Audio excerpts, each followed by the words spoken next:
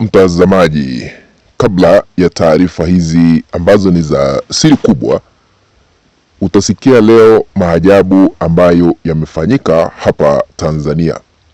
Lakini kabla ya taarifa hizi za ndani za siri kubwa, ikiwa wewe ni mgeni ama unatazama kwa mara ya kwanza na hauja subscribe, chukua sekunde moja tu, bonyeza patoni ya subscribe, washa kengele ili kuendelea kupata taarifa kila wakati.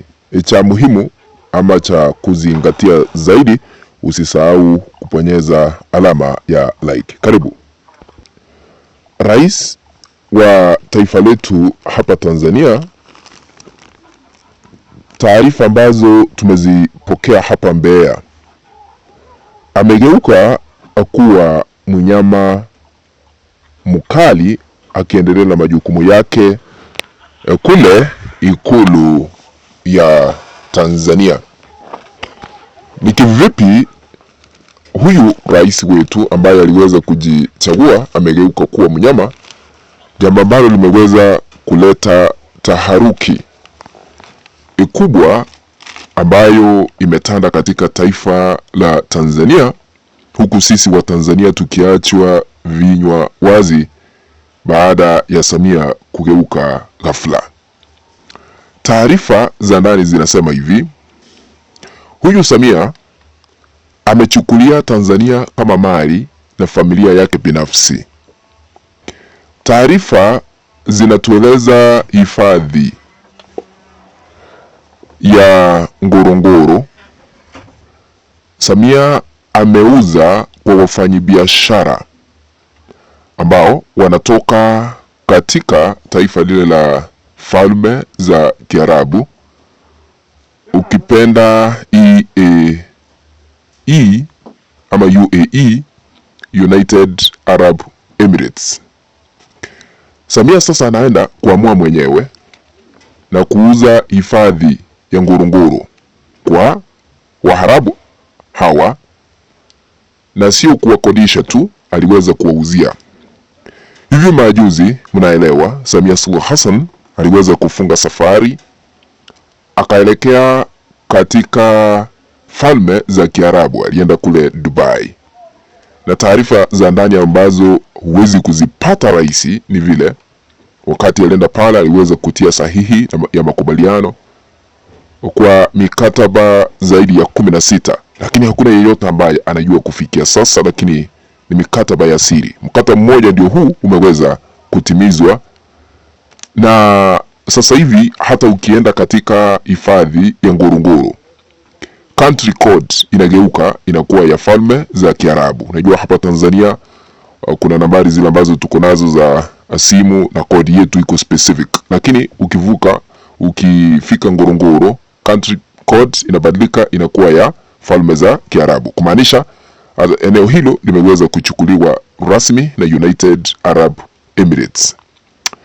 Hivi majuzi uliweza kupata taarifa za kusema ya kwamba,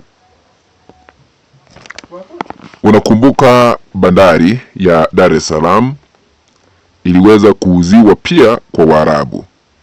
Kwa hivyo ni jambo ambalo Samia Suluhu Hassan amezoea kulifanya. Bandari yetu ya Dar es Salaam ikauzwa kwa Waarabu. Sasa hivi ameuza hifadhi ya Ngorongoro kwa United Arab Emirates ama Falme za Kiarabu. Sasa haya ndiyo yanaendelea kufikia sasa.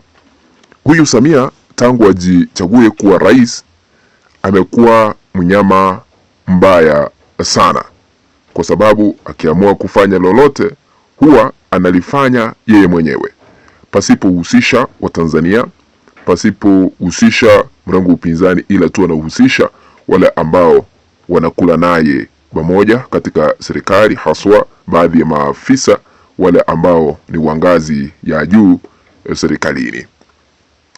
Sasa hatuelewi, na tumeshuhudia katika siku za hivi majuzi kuna vita ambavyo vimeonekana kuripuka kati ya Wazanzibar na Watanzania. Ni kwa sababu ya uongozi ambao uliopo mamlakani wa Samia Suluhu Hassan. Ameshindwa kudhibiti haya, kwa sababu kwa marais wote ambao tumekuwa nao hapa Tanzania wamekuwa wakidhibiti hayo. Hatujawahi shuhudia vita sana kati ya Wazanzibar na Watanganyika, kwa sababu sasa hivi Samia huyu, vile nilianza na kusema ya kwamba amechukulia Tanzania kama mali na familia yake, aliamua wakati aliweza kuteua mabalozi wa kuwakilisha taifa la Tanzania katika mataifa mbalimbali. Tuliona 99% aliweza kuwachagua Wazanzibar na Watanganyika hawakuwa, yaani jambo ambalo ni kinyume na sheria ambazo ziko hapa Tanzania.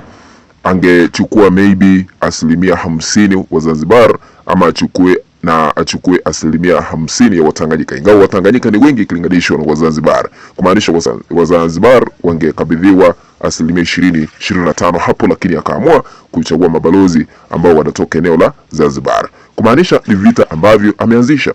Na hivi majuzi tuliweza kusikia ya kwamba Wazanzibar wameanza kununua mashamba katika eneo la Tanganyika. Wengi sana wafanyi biashara wamekuja hapa Tanganyika wakifanya biashara. Hawa Wazanzibar hapa na pale wamenunua mashamba makubwa ambao wameanza kufanya biashara Tanganyika, jambo ambalo ni kinyume na katiba. Kwa sababu gani? Mtanganyika akiamua aende kununua kule Zanzibar hawezi kukubaliwa, lakini haya yote yatafika mwisho, kwa sababu Samia Suluhu Hassan ni sasa hivi yuko na mamlaka, na yeye ni rais, ndio ambaye aliweza kujichagua, kwa sababu tulishuhudia sisi hatukuruhusiwa kuhudhuria uapisho wake, kwa sababu uapisho huu ulikuwa chini ya ulinzi mkali wa kijeshi na katika uwanja wa kijeshi wakati hayo yote yaliweza kutekelezwa. Lakini wakati mmoja atakapoondoka mamlakani, haya yote ambayo yamefanywa kinyume na sheria, maovu yote yatakuwa yanaangaliwa kwa kina na rais ambaye atakalia kiti kile cha Ikulu. Ndio maana anajua tu kama huyu mwenyekiti wa kitaifa wa Chama cha Maendeleo na Demokrasia hapa Tanzania, Tundu Lissu, hamtaki kabisa, hawezi kumwachilia. Ndio maana anamwekelea kesi ya uhaini, kwa sababu siku moja ina uwezekano aweze kuwa rais wa hapa Tanzania, na akiwa rais lazima atamfuatilia. Sasa hataki, ndio maana tumesikia njama ya kumuua Tundu Lissu kwa kumpiga risasi, ili asije akashika mamlaka aanze kumfuatilia Suluhu Hassan. Anaamini kwamba siku moja tu anaweza kuwa rais na aweze kumfuatilia na kupindua yale yote ambayo amekuwa akiyapitisha. Na tunasikia ya kwamba kuna yule ambaye anataka awe rais, huyu Paul Makonda siku moja atakuwa rais, kwa sababu yeye alikuwa anataka awe mgombea mwenza wake, lakini Jakaya Mrisho Kikwete akakataa, akaleta Emmanuel Nchimbi akawa mgombea mwenza, kisha baadaye akawa makamu wa rais, jambo ambalo alikumfurahisha Samia Suluhu Hassan, lakini kwa sababu alikuwa anahitaji tikiti ya chama cha tawala CCM akakubali tu. Ndio maana tunashuhudia tofauti kubwa kati ya Emmanuel Nchimbi na rais wa sasa Samia Suluhu Hassan. Hakuna uelewano kati yao viongozi wawili kwa sababu ya siasa ambazo hazina msingi wowote kufikia sasa. Tukipata taarifa zingine tunakuja tu, hatuwezi kujelewa, lazima tutazileta ili tukaweze kuzifafanua vile kuna stahili. Kufikia hapo na hitimisha taarifa hizi, tukutane baadaye. Lakini ikiwa hauja subscribe, chukua sekunde moja subscribe, nyeza patoni ambayo imeandikwa subscribe hapo chini na uwashe kengele. Kwaheri kwa sasa.